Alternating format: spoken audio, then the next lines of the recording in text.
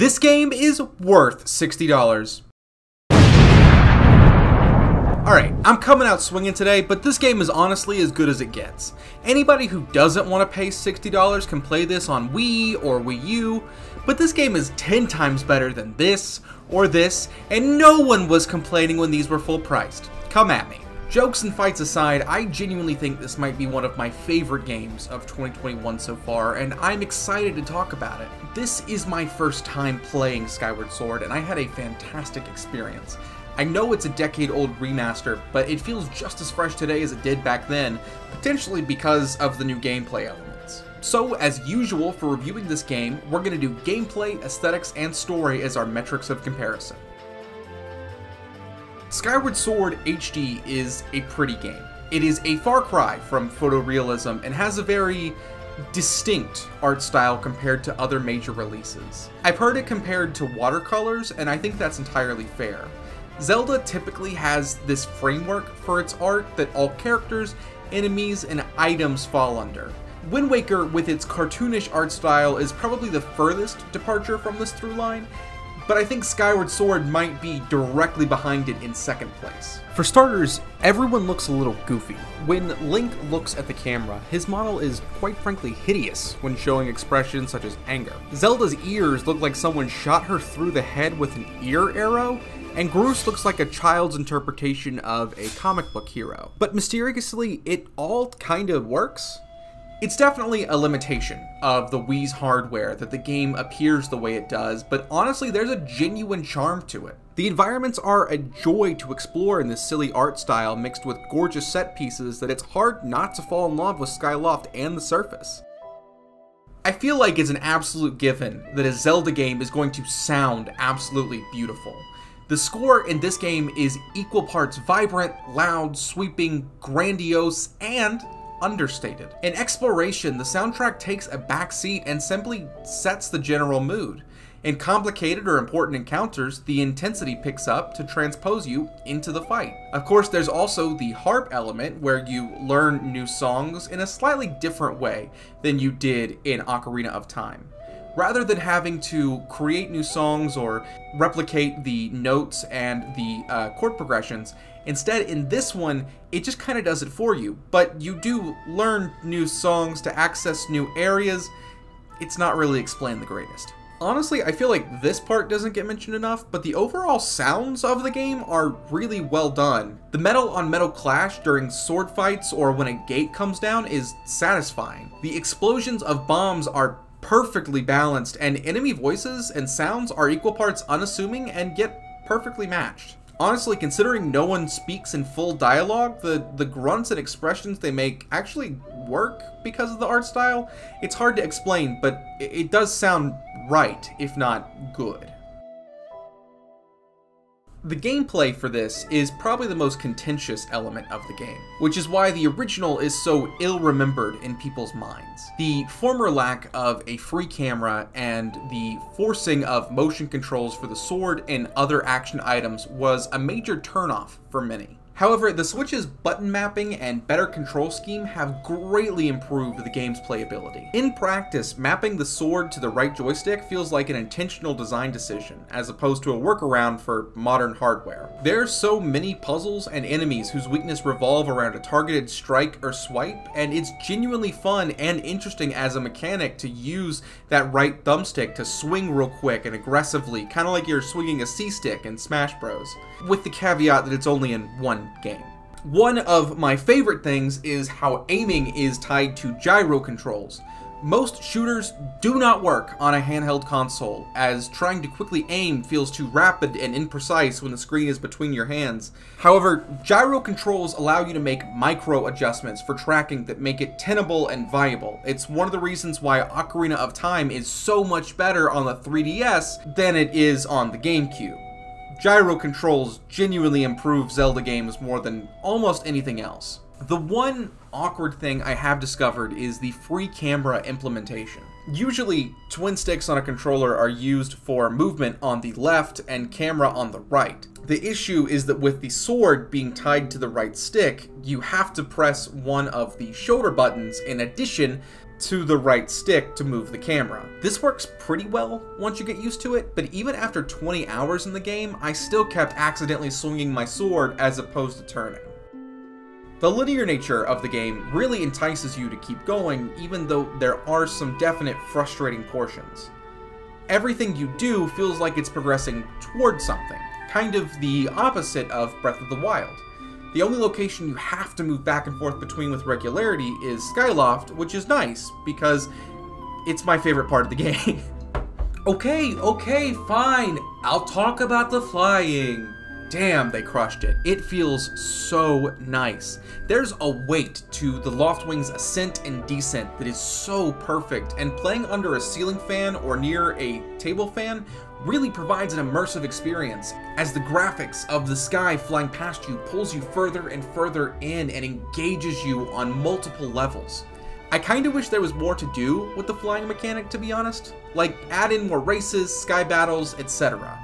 I played the entire game at this point, and there's one extra thing to do with a sky battle, and you don't even have to do it on the Loftwing. You can just land and shoot the targets with your bow and arrow. I'd love to have been able to fire the bow from Birdback, or to fly between different waypoints on the surface level. There's also a great deal of lore dumped on the player at the onset of the game about the special bond between Link and his red Loftwing, so I assumed we would see more narrative weight to that, but unfortunately it seems like they kind of dropped the ball. I don't know if they intended to have a lot more to do with the Loftwings as the game went on, but it just kind of fizzled out and never came back up. Speaking of the narrative, this game is remarkably tonally dissonant from Breath of the Wild, which is an appreciated change of pace.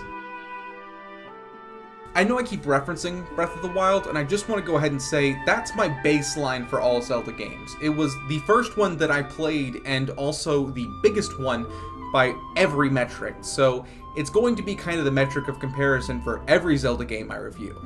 A lot of games I've played this year have dealt with oppressive apocalypses or foreboding scenarios against impossible monsters, so it's nice to have a slightly more playful experience with that plotline. The game plays out the same way as usual, where Zelda goes missing and Link has to save the princess. I do know she's not actually a princess this time, but whatever. This game does have a little bit of fun with the concept.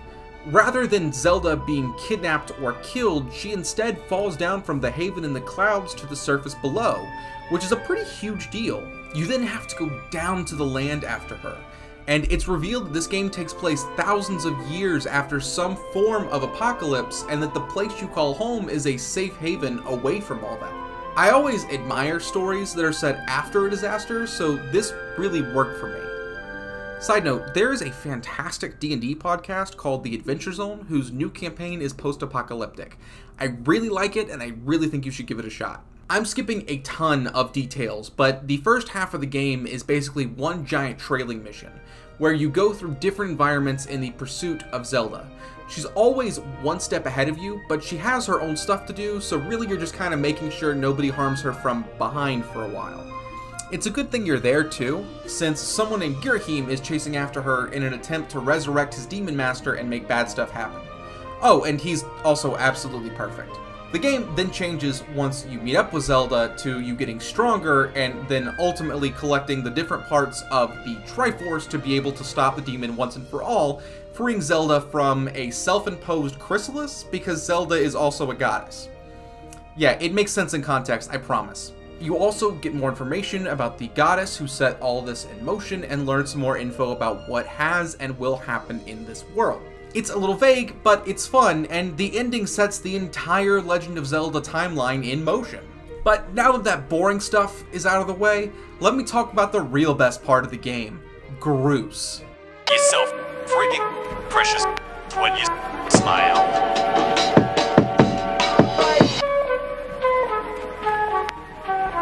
Groose is God's gift to gamers. Sure, he's the bully, but who cares? Groose just wants to sim for Zelda, and Link stands in his way. So what does he do? He starts by making sure Link isn't the problem. And why is Link a problem? Groose has the bod, he has the hair, he has the sassy charisma of a true hunk. Link's Chosen One status is nothing from my boy.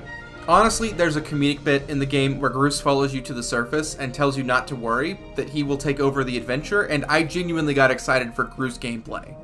Unfortunately, I was denied that, so I really hope the Zelda team rectifies that in Breath of the Wild 2. In a more down-to-earth sense, Groose's story is actually the most entertaining part of this entire narrative. Groose comes from a run-of-the-mill bully who just wants to help Zelda to an actual powerful ally and a bit of a strategic mastermind. The only reason the events of the game are able to progress the way they are is because of Groose's ingenuity and tactics. If he didn't build the Groosinator, which is a perfect name, you would not have stopped the darkness several different times. He also easily could have abandoned his post when he got truly scared and realized how powerful he was, but instead he decided to soldier on and get stronger and help you out. He even gives up on Zelda, realizing that she's not going to love him the way that he loves her, and shows maturity. Groose is the best character in any Zelda game ever. The ending of the game is a little sloppy, but I really enjoyed it. There's a genuinely moving ending before a fairly cryptic fake-out. You save the day, reunite the Temple of Hylia with the surface, and awaken Zelda, having sealed away demise forever. Everyone is happy until Girahim shows up, steals Zelda, goes back in time, and uses her soul to awaken past demise. There are two really cool moments that happen because of this. First, Groose actually stands up and tries to stop Girahim, which was heartwarming and perfect. Second, there's a section where you have to fight through hundreds of enemies at once as you fight against time to save Zelda, and it really sells you on the magnitude of this event. Then Girahim turns into a sword and Demise shows up and has one of the easiest final boss fights of all time. See, it's very basic. You use your sword and shield against him using a sword. But I popped a single invincibility potion and beat both of his forms remarkably easy. It was really cool to see the events that led to all Zelda games, but I kinda wish that Demise had shown up sooner to truly build him up as a villain. Instead, you only really see him for like 10 minutes of a 40-hour game. The end of the game really revolves around you using that Skyward strike by getting struck with lightning in your sword, but all in all it's kind of boring, especially for a game that's so much about exploration and using different tools. You kind of just use the sword you have.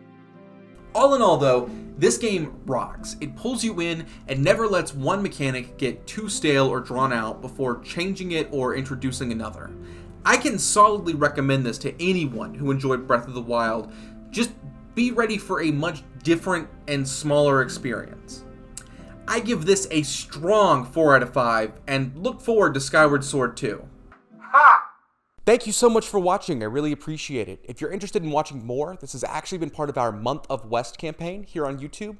I'll be putting up a video every single day this month, and just a couple extra on my birthday. So if you're interested in seeing more, you can subscribe somewhere over here. You can go ahead and catch more videos in the playlist right over here, and if you just want to see more of my face, go ahead and pause that video.